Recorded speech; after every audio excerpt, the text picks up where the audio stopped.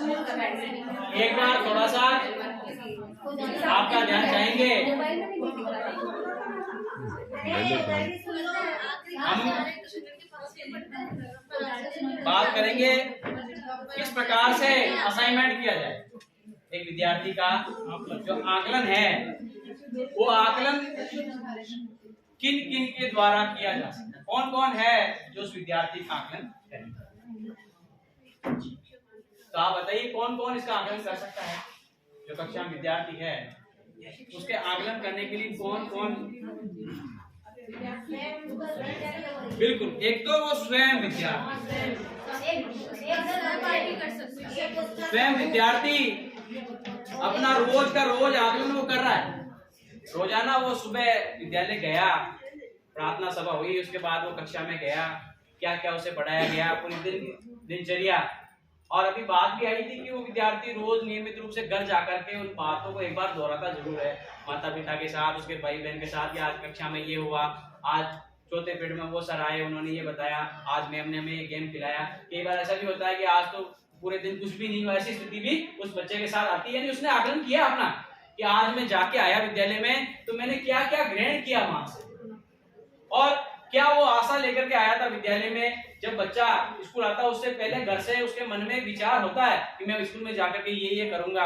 कई बच्चों को पहले से तैयारी करके रखते हैं अपन प्रार्थना सभा के लिए कि भाई आज ये बच्चा कविता बोलेगा या आज ये प्रश्न पूछेगा, तो वो अपने घर से प्रश्न तैयार करके लाएगा, कविता भी तैयार करके लाएगा। हो सकता है वो न्यूज़पेपर वाला काम दिया हो तो न्यूज़पेपर भी वो पढ़ के आएगा, वहां प्रार्थना पढ़ेगा और घर जाकर के फिर वो वापस एक बार मन में और आकलन करेगा।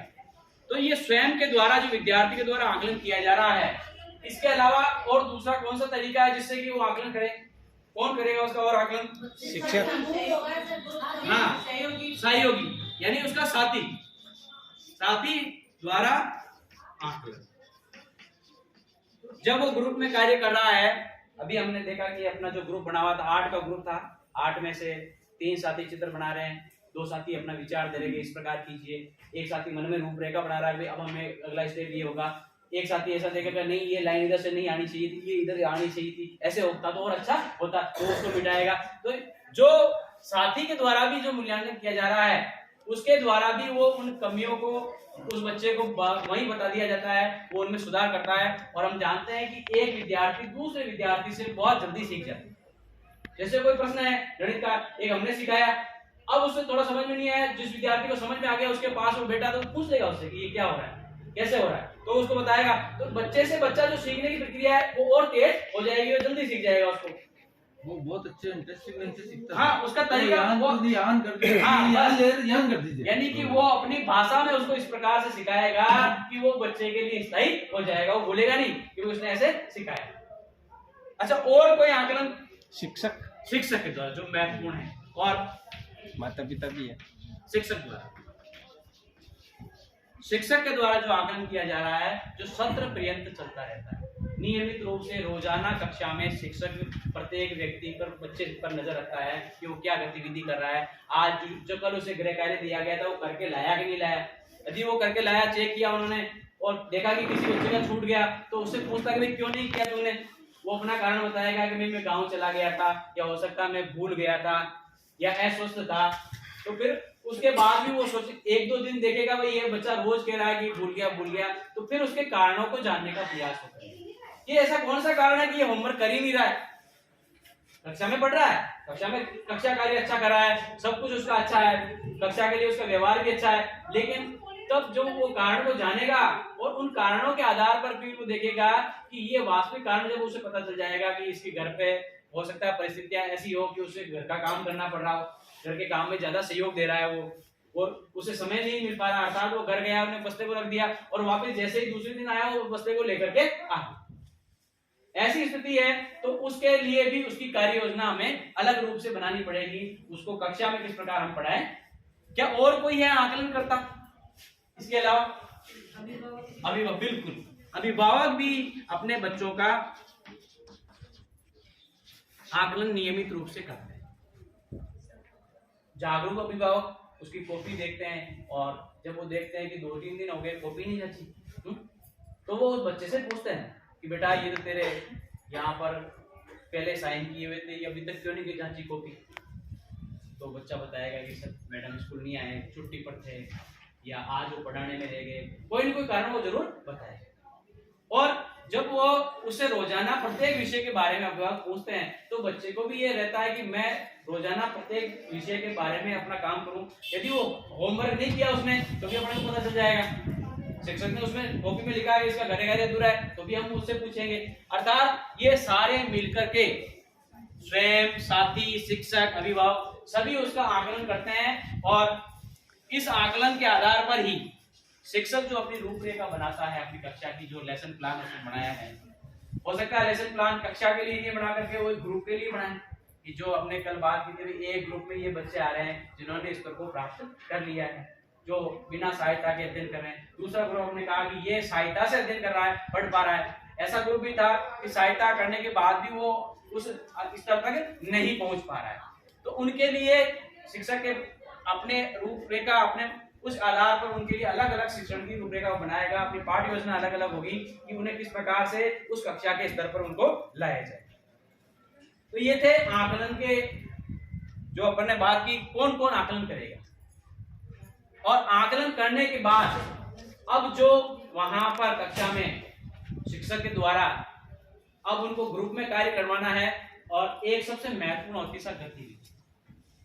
हम शुरू से ही देखते हैं, जब हम भी अध्ययन करते थे कि खेल खेल में हमारे को सिखाया जाता था, कविता बोली एक में, खेल में, हाँ खेल के माध्यम से हमको सिखा रहे हैं। और अब भी ये पूरी जो शिक्षा प्रणाली है वो गतिविधि को बहुत अधिक बल देती है कि विद्यार्थियों के साथ जितनी अधिक उनसे गतिविधि कराई जाएगी, उनसे खेल खिलाया जाएगा, प्रश्न पूछे जाएंगे, उनसे उत्तर लिए जाएंगे, उतना अधिक, जितना अधिक हम उनको इन्वॉल्व रखेंगे वो बच्चे उतना ही अधिक सीखेंगे।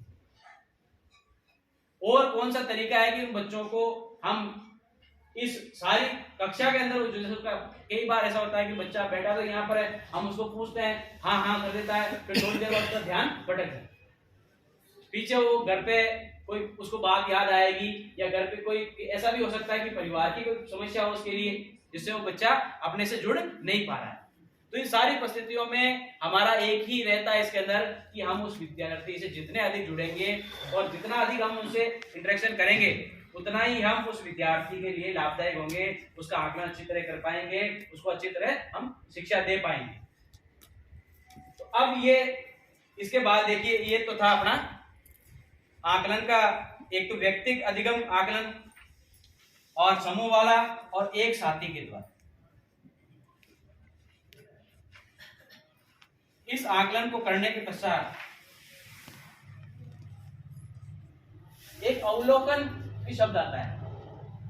तो आकलन और अवलोकन में क्या अंतर है? अवलोकन क्या है, आकलन क्या है? ऑब्जर्वेशन, यानी कि हमने उसको देखा कि वो क्या है।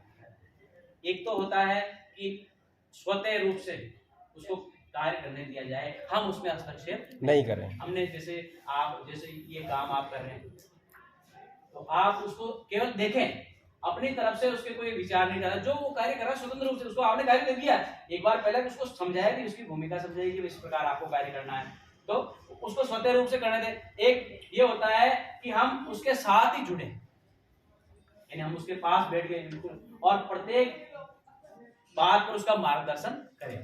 इन दो रूपों में हम जब गतिविधि को उसको देखेंगे तो एक बार क्या होगा, हो सकता है वो गलती करे, और दूसरी बार गलती करेगा, धीरे धीरे वो गलतियों से ही वो इस प्रकार से सीखता जाएगा, और उसकी जो गति आगे बढ़ने की वो अनवरत हो जाएगी। इसके अलावा जो हमारी कक्षा में सबसे बड़ी जो समस्या आती है विद्यार्थियों के नए आने, अभी अपन टैब भी भर रहे हैं, आपने टैब भरा, उसमें अधिकतर साथियों ने क्या लिखा? समस्या विद्यार्थी का सबसे बड़ी समस्या हमारे अनियमित होना।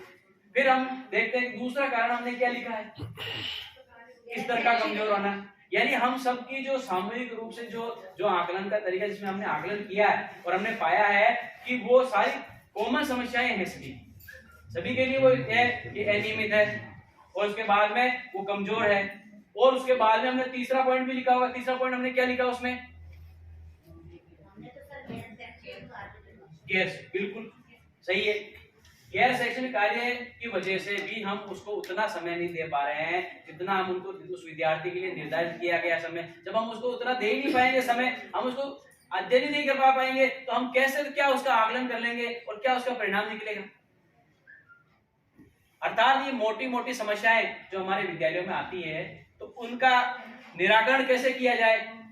अब जैसे गैर शैक्षणिक कार्य की बात आई तो इसमें हमने पहले बहुत चर्चा की, ये गैर शैक्षणिक कार्य की हम चर्चा नियमित रूप से करते रहे तो भी इसका कोई समाधान निकलने वाला नहीं, क्योंकि जब तक कोई दृढ़ इच्छा शक्ति नहीं होगी कि जिस प्रकार से जिसका जो कार्य है जब तक उसे उस कार्य को करने नहीं दिया जाएगा तब तक हम ये इस प्रकार की चर्चाएं करें, उन्हें धरातल पर हम उतना 100% उनको उतार नहीं पाएंगे। हम अपने प्रयास करते हैं, कई बार ऐसा होता है कि हम एक्स्ट्रा क्लास भी लेते, कई बार ऐसा होता है कि हमने उनके लिए टाइम टेबल भी बनाया, रेमेडियल उपचारात्मक शिक्षण भी हमने कराया, गणित विषय का अलग कराया, अंग्रेजी के लिए उसे अलग कराया, विज्ञान के लिए सरकार की तरफ से प्रयास होते हैं, विभाग भी अपना कराता है भाई आप इनको इस प्रकार से उपचारात्मक शिक्षण कराओ। और उसी शिक्षण के तहत ये हमारे वर्क बुक इसी का हिस्सा है, इस वर्क बुक के माध्यम से उसको किस प्रकार सिखाया जाए।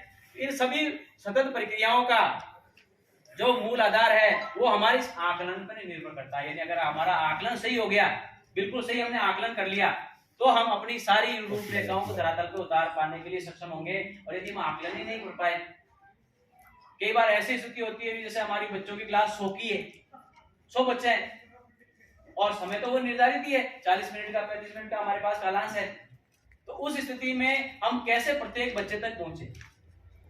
100 वाली स्थिति में इसलिए बता रहा हूँ कि ये मेरे साथ रुके हमारे 109 है 9।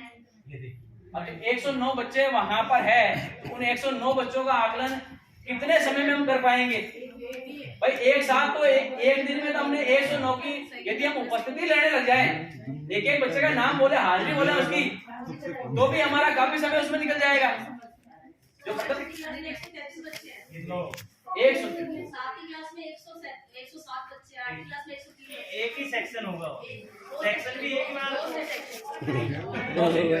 भगवान जी सपोर्ट करते हैं। भाई समय ही नहीं है मैडम, काम जाओगे। कई बार हाँ हाँ